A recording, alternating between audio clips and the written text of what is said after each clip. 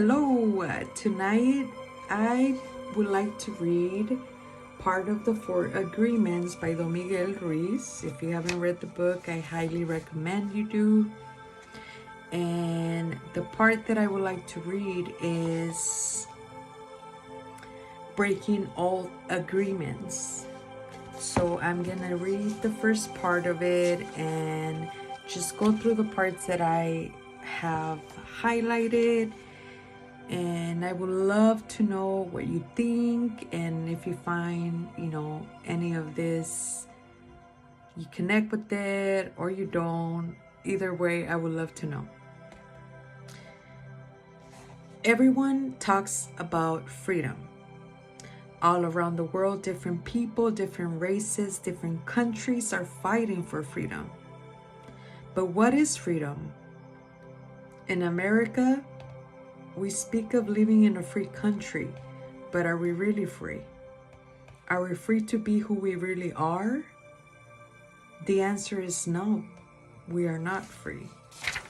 True freedom has to do with the human spirit.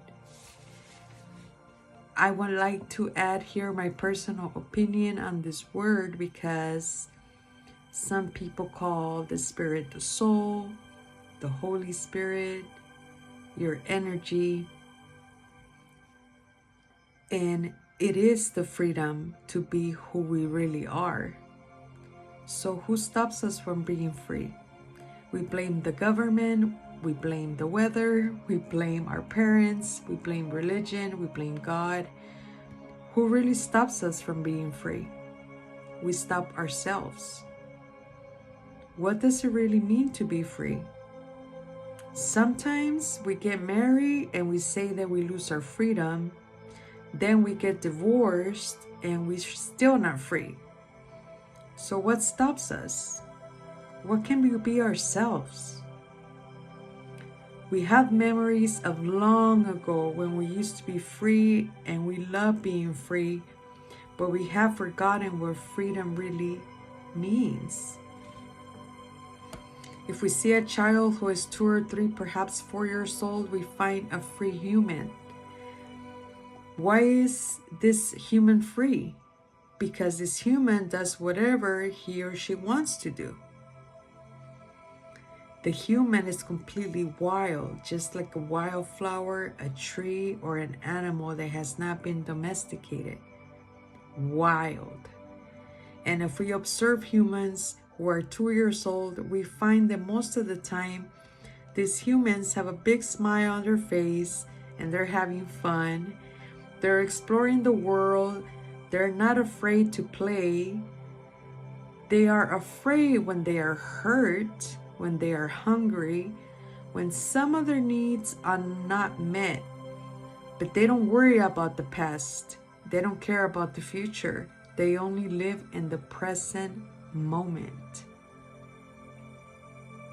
As we grow older, right, we tend to lose this perspective. We tend to worry and stay thinking about the past or already worried ahead about the future, things that haven't happened.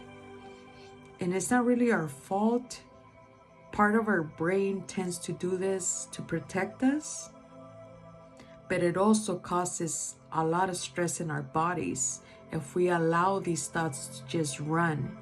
So being present in the moment is one of the best things that we can do, and this is a skill that needs to be built. Meditation is a great tool to do this, and this can mean being in silence, guided meditation, just spending some time for yourself. These times we are so busy and hectic and just go with so many different things that if we don't make the time to stop and just sit there and give ourselves this time to pause and train our minds to pause, everything else is going to seem overwhelming. So this is really important for you to incorporate even in the mornings. I will continue reading. Very young children are not afraid to express what they feel. They are so loving that if they perceive love, they melt into love. They are not afraid to love at all. That is the description of a normal human being.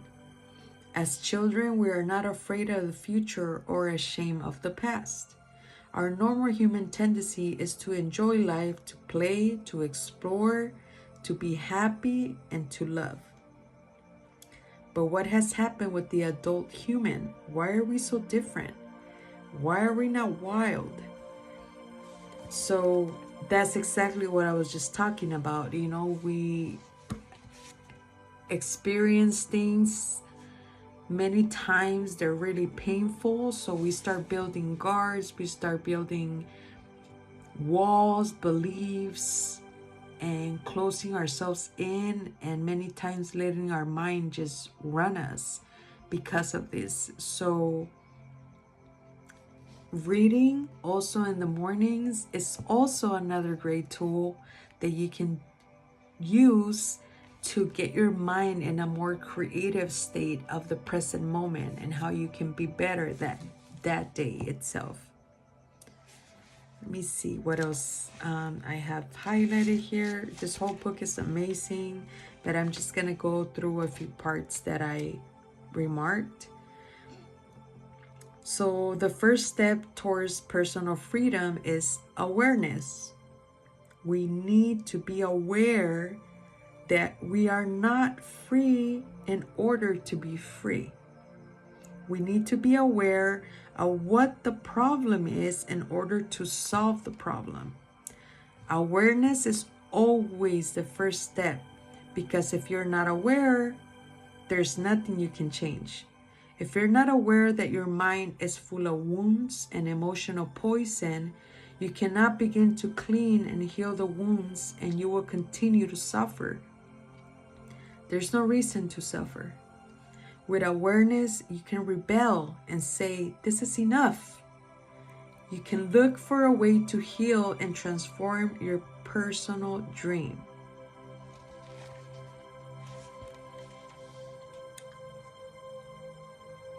When you hear awareness and becoming aware, like, to me it was really confusing, because it's like, what do you mean aware? I'm aware, I'm alive, I did pretty good all this time, so what do you mean about awareness?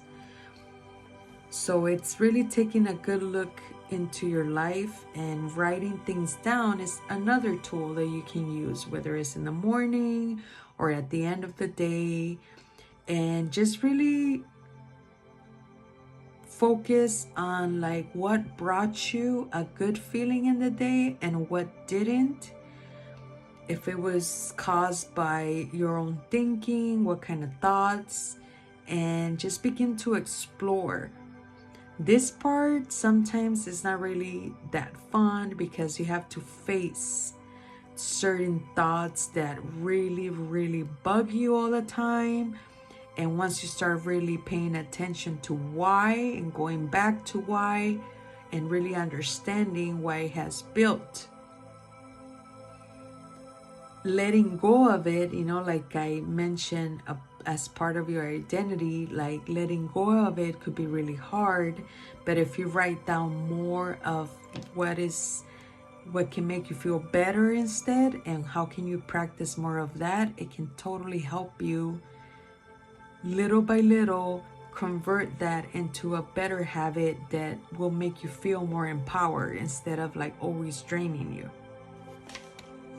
And that is what I believe he speaks about, you know, when we continue to suffer because we keep thinking of the shit that's happened to us, or we keep giving ourselves a hard time, like we fucking fucked up so bad that we can't amend ourselves or come up from it. And it's just noise, you know, I call this noise of the mind. So try to put all these in practice. Is really beneficial. The first is the mastery of awareness.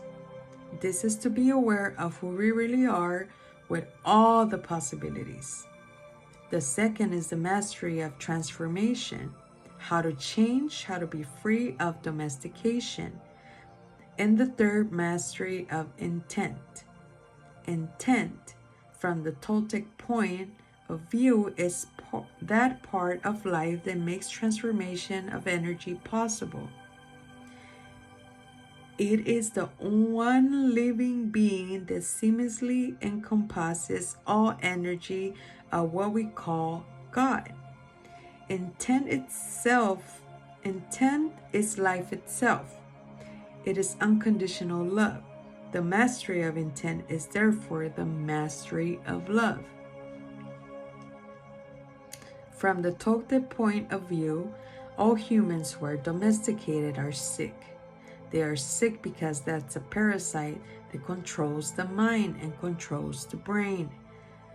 The food for the parasite is the negative emotions that come from fear. If we look at the description of a parasite, we find that a parasite is a living being who lives off of other living beings, sucking their energy without any useful contribution in return, and hurting their host little by little. A second approach is to stop feeding the parasite. If we don't give the parasite any food, we will kill the parasite by starvation. To do this, we have to gain control of our emotions. We have to refrain from fueling the emotions that come from fear. This is easy to say, but it is very difficult to do. And this is true because many of our emotions are triggered by our thoughts, which could be already a pattern of repetition. Like, we think about 90% of the same thoughts every single day. I always mention this because it's so trippy and important, because our mind tends to do that. Every day we wake up and we're kind of like worried about the same thing we were worried months ago, because we're living in the past, or we're worried about things that haven't happened yet instead of being in the present moment. That's all I'm gonna read from this book today, and I will be coming in and sharing other things that we can do in order for us to nurture our minds, our bodies, and our soul, our spirit, our energy, whatever you want to call it, this force that is around us, within us, and very important for us to be more and more aware of what uplifts this energy and what doesn't. Until next time, I send much love, and please start putting in practice a morning routine that is going to help you feel really, really, really good to go tackle the day. That's it for tonight.